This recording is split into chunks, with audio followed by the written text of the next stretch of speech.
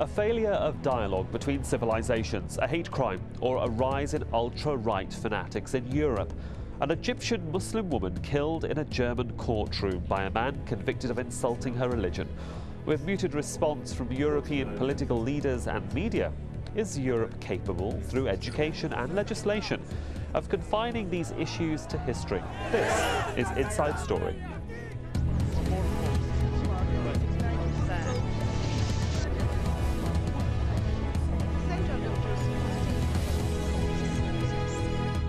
Hello, I'm Sahil Rahman. Welcome to the programme. German Chancellor Angela Merkel discusses an incident of hate crime with Egyptian President Hosni Mubarak at the G8 summit in Italy. The hate crime in question is the brutal killing of Marwa Al Sherbini, a 32-year-old pregnant Egyptian woman.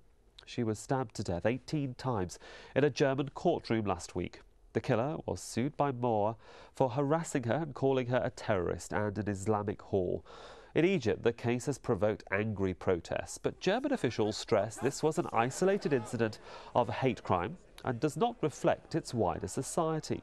While the German authorities focus on court security, we ask, what about the underlying problem, the motivation behind the attack? Well, to discuss these issues, we're joined now by our guests in London, Maleiha Malik, who's Professor of Law at King's College London and author of Anti-Muslim Prejudice, Past and Present.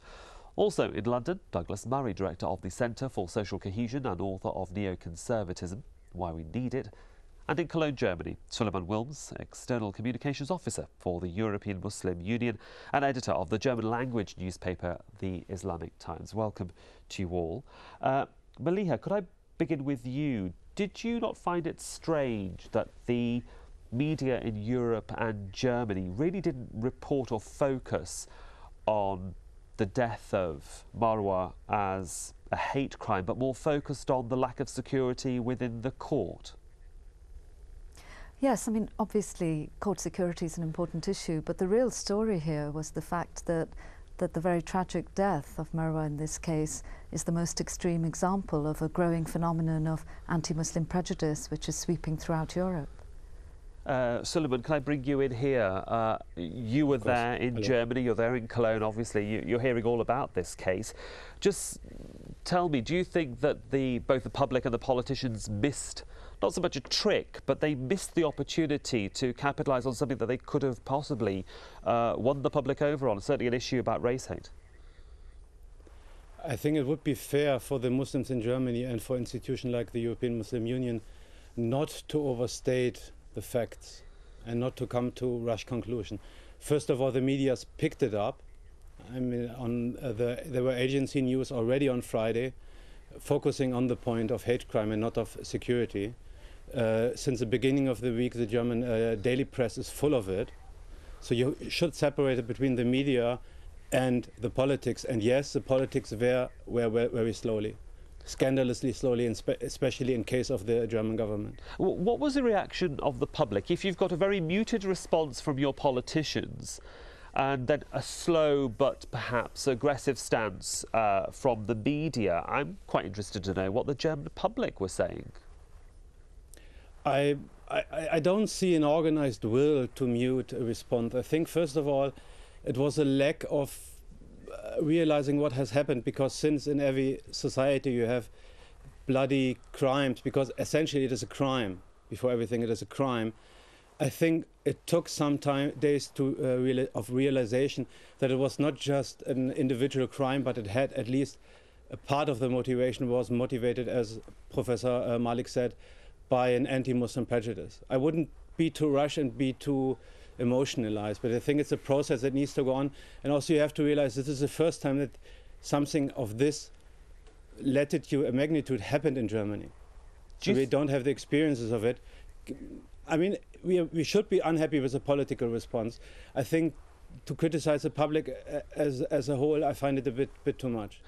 Both the Secretary Generals of the Muslim and Jewish councils have visited the victim's husband, yes, who's also in hospital. He was caught up in the melee that occurred in court. From what you understand of the German media system and perhaps the culture, I mean, would the reaction have been different to this murder if it hadn't been a Muslim woman? I really, this way of argumentation, because later on we can talk a lot about prejudices Sure. and systematic prejudices. I wouldn't go that way. I really would not go that way.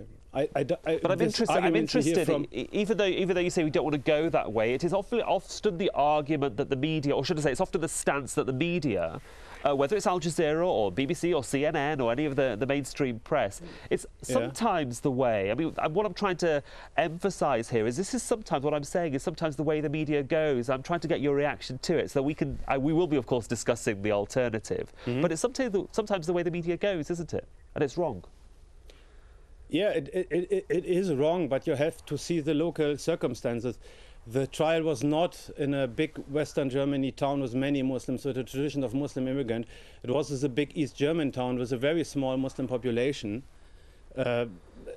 Things of this kind don't happen there usually. So they may be even because every reporting starts with local medias, as you know, and then it transformed to regional and nationwide.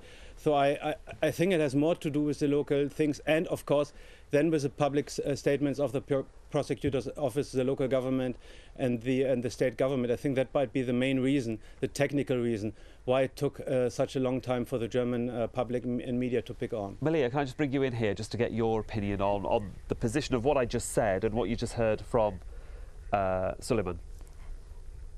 Yes, I mean, I do agree that local circumstances and also individual responsibility of the person who murdered this woman is really important. But I also think it's really important to look at the wider political context and the responsibility of the state and politicians. Because we've got circumstance in Germany where there has been state-sponsored discrimination against Muslims, whether it's discrimination on the grounds of the headscarf or the Baden-Württemberg circumstances where the Baden-Württemberg state introduced a special citizenship test that was targeting its Muslim citizens. So I think that creates a wider atmosphere in which people feel it's legitimate. They get a green light to be able to vilify and discriminate against Muslims, and in the most extreme case, as in this case, motivates them towards violent acts. I don't think that we would disagree with that, but no, please come in. Please come in, Wilhelm. Can I educate? You have to understand a bit the political structure of Germany, because unlike England and France, we don't have in certain aspects central government, we have federal government. So in a lot of the issues, most of the issues where Muslims are, except security policy, where Muslims are involved, it's an individual state. Maleiha, I just want to bring you in here. I mean, how important then is it for the Jewish General Secretary of the Council in Germany to, you might say, hold hands with his Muslim counterpart and show a very united front? I mean, what sort of messages are groups like this showing that perhaps our politicians aren't, generally speaking? I think it's a really positive sign, which I very much welcome. It reflects trends within Britain as well, of alliances between Muslim and Jewish groups. I also think it's important because I think that although at this particular time it seems that prejudice against Muslims is something distinct and unique, I think it's best understood as a long-standing trend within Europe of racism and anti-Semitism, and it's a problem that I think groups such as Muslims and Jews should unite around. Sulaiman, back in August 2000, an African immigrant from Mozambique was kicked to death by 3 skinheads. One of them got a life sentence. Now the then Chancellor Gerhard Schröder condemned it very, very strongly in no uncertain terms, and yet we get this muted response. I mean, sometimes it's not so much a case of double standards, but as you're saying, the response sometimes from local government and federal government is very different, and we have to get that correct, don't we, as well? Yes, we have to get it going. I mean, there is an underlying political current, and that's basically unlike England, where the majority or nearly all of the Muslims have citizenship. Just a third of all German Muslims have citizenship. So obviously we are not that kind of an important pressure group and power group. Therefore, the politicians don't have to engage as fast and as much as they do with other groups. Well, let's just bring in Douglas Murray here, who's also our guest in London. Racism, Islamophobia, I mean, they all come under the title of hate crimes. Their meaning's all roughly the same, bar the nuances of the English language. But Douglas, you know, why does a crime of hate in Germany perhaps resonate that, well, so much more perhaps than anywhere else in Europe? Well, for obvious historical reasons. Of course, the experience of Germany went through in the 1930s and 1940s and the repercussions that that had elsewhere in the world. I mean, it was at that period perhaps that the world learnt most clearly the truth that anti-Semitism is a problem for Jews first, but a problem for everyone along the line. And I'd say that obviously that same truth applies to any violence committed against a minority. It's usually intended to be carried out against one minority first, but it'll come to them all in the end. How much of a problem has this been across Europe? If we looked at Germany, that the fall of the Berlin Wall and the reunification of the country itself did cause its own problems, didn't it? It did, but I mean, Germany's experience and Europe's experience collectively isn't that much different from that of all societies. All societies, sadly, have bigots in them, racists in them, and it's the job of governments and leaders to show the people why the barbaric reactions that we see in very, very few cases are nevertheless something always to be condemned and to be learnt from. Well, if we just hold that thought, I just want to bring in a much wider pan-European view to all of this now, because recently in Europe it's been hit by a wave of hate crimes, many of which have been met by a muted response from the media and government. Now, last month in Northern Ireland, racist gangs attacked Romanian migrants. Fearing for their lives, many were forced to return home. Earlier this month, the Glasgow branch of an Islamic charity was set on fire. The head of the organisation was convinced it was a hate crime. Now, a few days later, British authorities seized from far-right extremists of what is believed to be the largest suspected terrorist arsenal in England since the IRA mainland bombings of the early 1990s. And in the recent European Parliament elections, the continent as a whole witnessed a rise in support for the far-right nationalist parties. This was evident in the Netherlands, Austria, Hungary, Slovakia, Britain and France. Well, let me bring in Maleiha here as well. We're seeing a rise in the right wing across Europe. How concerned should we be, and how concerned do you think governments should be, and are they taking the subject seriously enough? I think it's a matter of great concern. In Britain, there's support, electoral support for the British National Party, and also that there's clear evidence, as the research illustrates, of support for far-right parties in countries like Denmark, Switzerland, Italy, and France is also an example of that. And I think, just to link it up to our earlier discussion, what's really significant about the new political agenda of the far right is that they've shifted the targets of their hate, so that whereas previously they may have focused very much more explicitly on issues of race and particularly on Jews as a target. If you look at the literature of almost all the far-right groups in Europe, they now target, the new targets are now Muslims. You're agreeing with that, Sulaiman, there in Cologne. You want to come in? Yes, I would like to agree, but I would like us to avoid a mistake, which is to confine the problem of anti-Muslim resentment to the right. We have now, at least in Germany, across the political agenda, very outspoken anti-Muslim voices, especially coming from the former liberal center of Germany, which is crushing and which is crumbling in itself, missing a vision for the future. And you can read pamphlets and texts from explicit left-wing publicists who sound exactly like right-wing publications. Islam is a barbarian culture. Muslims are dangerous. There is a group description of Muslims. I mean, you see because this is about the mechanism of resentment, and it transcends the old political thinking in right, center, and left. But if we get away from the Muslim issue just for a moment, Sulaiman, as well, which you're absolutely right to say, Douglas, can I bring you in here? The whole issue of immigration, forget religion now, the whole issue of immigration has been a hot topic in Europe for the past 20 years. And we've seen mainstream parties in lots of countries, including the UK, for example, and also in Austria, actually take a more right-wing stance, some to the benefit of themselves and some to the detriment.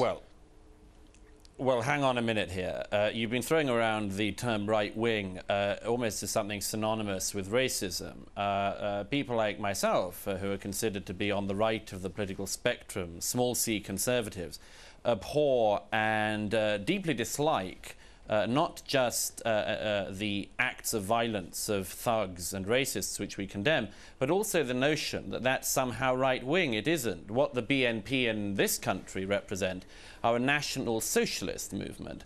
They are, as it were, the inheritors of a Hitlerian ideology, which we very much hoped had been squashed comprehensively in 1945, but which appears in very small, it has to be said, groups at the moment to continue. But there's nothing, as it were, right-wing about this. And I wasn't trying to infer that. I wasn't trying to infer that in any way either. Well, I think we have to be very careful about the language and terminology we use about this. But secondly, if I may just add, one of your other contributors mentioned, agreed with your notion that there is a sort of wave, as you said, of attacks like this. I think we have to be very careful about the language we use in this area. There are incidents which are happening, hateful and disgusting incidents, which so far, at least to my mind, seem to be unrelated to each other. I don't think it's easy to sort of combine the anti-Romanian things in Northern Ireland with, say, this disgusting and awful incident in a courtroom in Germany. I don't see a wave happening. I think apart from anything else, we've got to be careful not to talk this up, because there may be a time when we need to use terminology like that, sadly. And now isn't necessarily the point, and it doesn't help, I think, the discussion. What we certainly do see in Europe, and which is undeniable, is that the mass immigration, the unparalleled mass immigration into Europe and Britain in recent decades has meant that native populations in very large parts feel that they have been sidelined. There are good reasons for them feeling like that, and there are bad reasons for them feeling like that. It's the responsibility of mainstream politicians to address those grievances. And sadly, our mainstream politicians are not addressing those grievances, and are thus leaving the room open for neo-fascists to seize this ground for themselves. Well, could I just then bring in, you say it's up to the politicians to seize the moment. If I just bring in an example of Nicolas Sarkozy, both as Interior Minister talking about Muslims in this particular instance, and also recently the issue about female Muslim attire. Just listen to what he had to say. This is a symbol of the peaceful relationship that exists between the Republic and the Muslims of our country. I see the virtue of a true dialogue between the public authorities and the Muslims of France. I'd like to give you the power to speak. I really believe that it's essential today for French society to listen to the Islam of France. The issue of the burqa is not a religious issue. It is a question of freedom and of women's dignity. The burqa will not be welcomed on the territory of the French Republic. We cannot accept that in our country some women be imprisoned behind a fence, cut from all social life, deprived of identity. That is not a principle that the French Republic has about women's dignity. Even if we take that subject to one side, Maleiha Malik, mixed messages often come from politicians. That must confuse a lot of French Muslims, surely.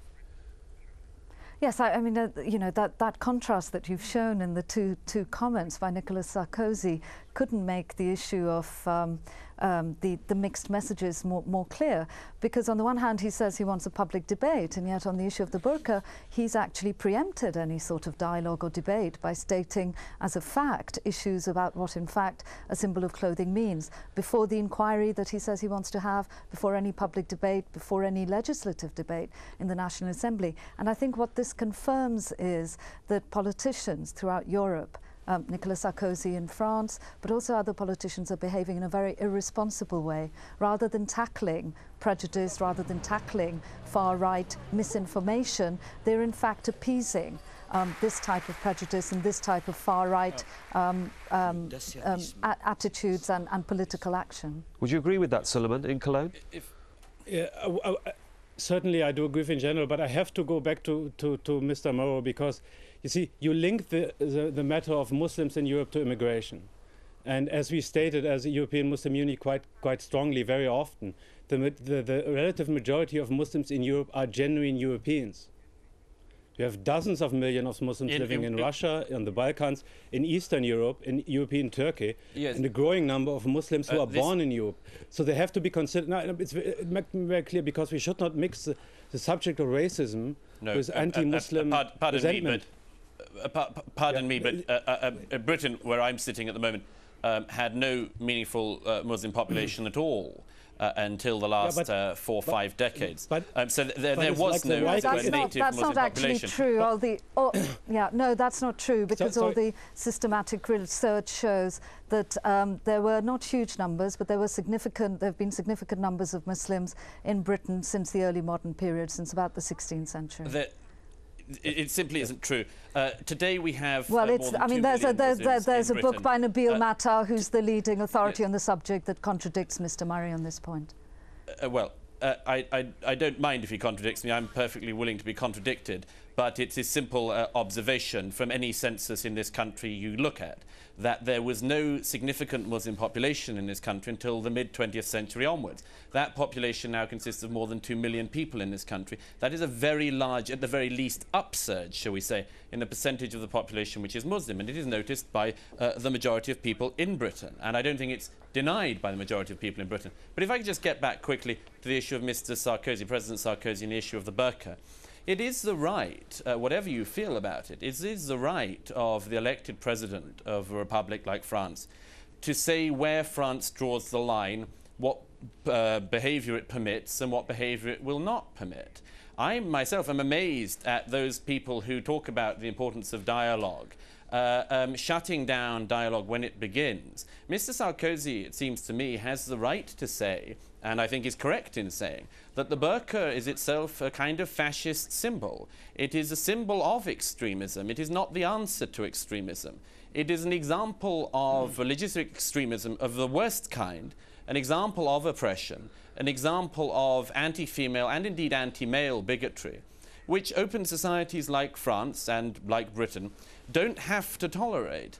And I just finished by saying that it is the right of democratically elected leaders to draw lines in the sand. We already in Britain, for instance, and in France, have laws against nudity. You aren't allowed to walk down the street nude just because you think you'd like to.